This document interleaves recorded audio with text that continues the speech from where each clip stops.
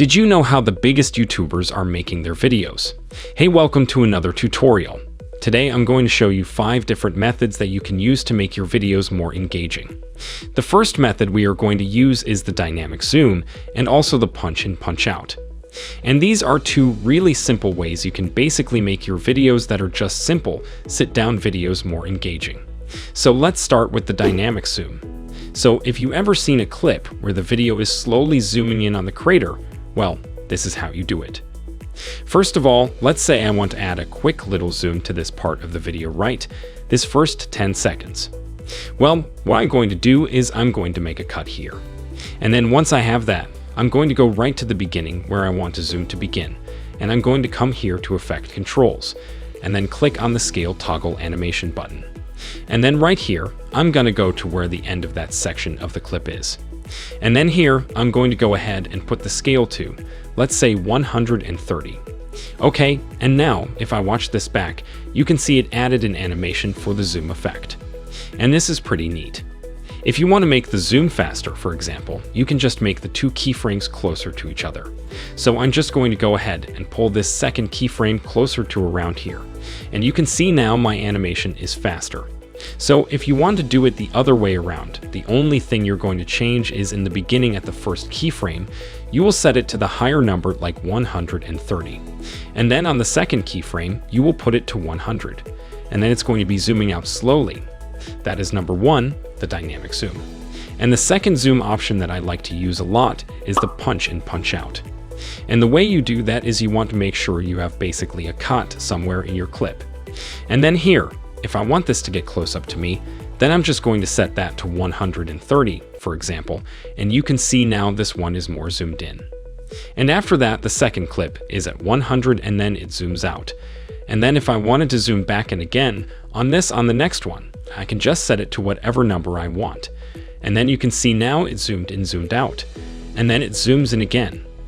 And the way I like to use this technique is whenever I'm, for example, emphasizing the point in my video, I will zoom in close up to me, and then the viewer is going to notice that and pay more attention to whatever I'm seeing at that certain time. So the dynamic zoom can be great for like suspenseful parts. And it really is just like bringing the viewer closer to get them to pay more attention. And also the punch-ins punch-out can be great for illustrating points a lot better. So this is the first technique. Let's move on to number 2. So method number 2 to make your videos more engaging is adding B-roll and graphics to your video. So this is a technique used by pretty much everyone. B-roll is basically supplemental footage on top of your talking cat video.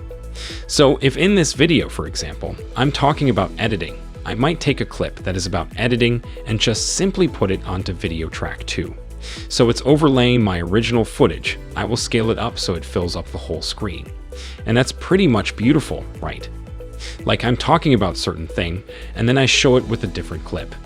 And then when I'm done talking about it, or I wanted to switch back, I will just delete the second part and boom, I've just added the roll to my clip. It's simple as that. You can get B-roll from stock video websites, or you can also shoot your own B-roll, which is even more ideal. So you can put down your camera, film yourself doing something, and then you have B-roll of yourself. Now B-roll is not necessarily limited. Like I said to just videos, you can also use text as B-rolls.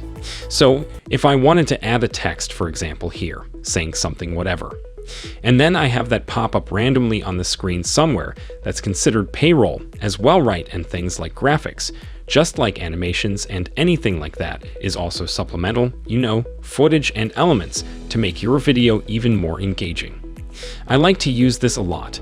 It can be great to keep your viewers' attention as a rule of thumb, especially in YouTube videos in the first few minutes. I like to have something pop up every like 3 to 5 seconds.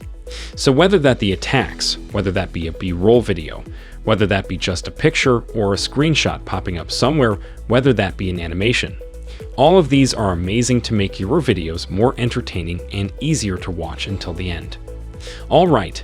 The next way to make your videos more engaging is adding background music and sound effects. Adding music in general, I think, is great because it can add a nice little atmosphere to your video.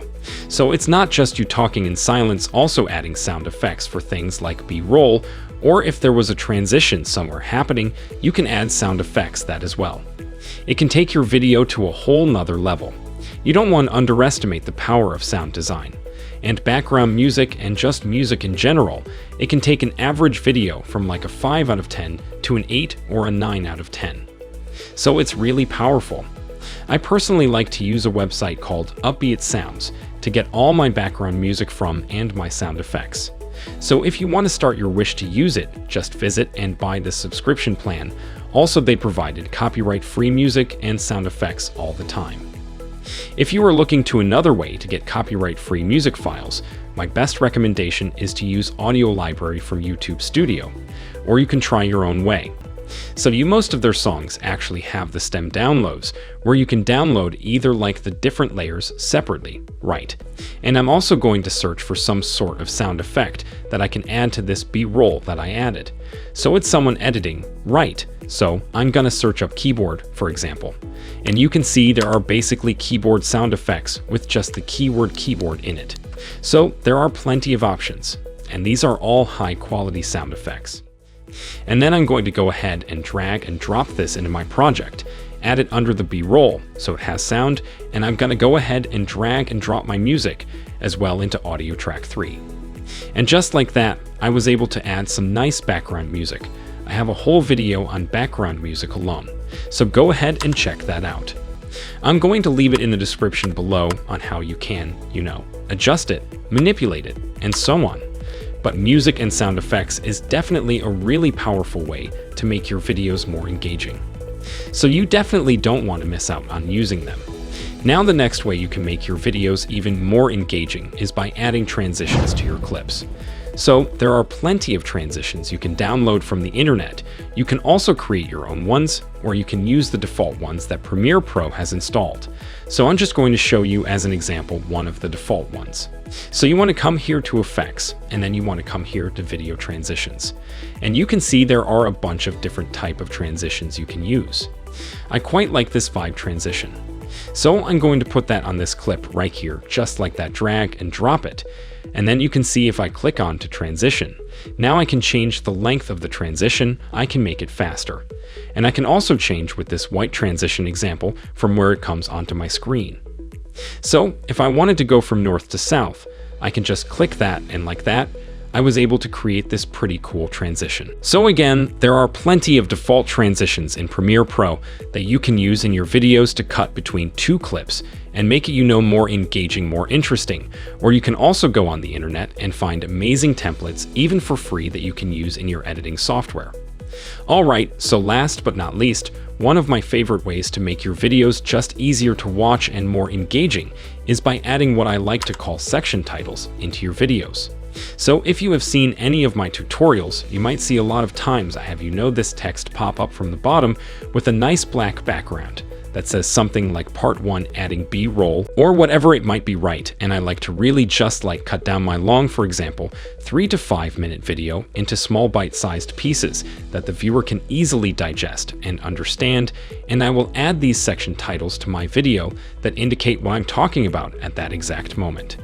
So I'm also going to create a video probably on that in the future, but if you want to learn how you can create those exactly until then, so we already have a long tutorial on how to do that. But if you want to stick around, we'll probably make a video on the channel about that as well.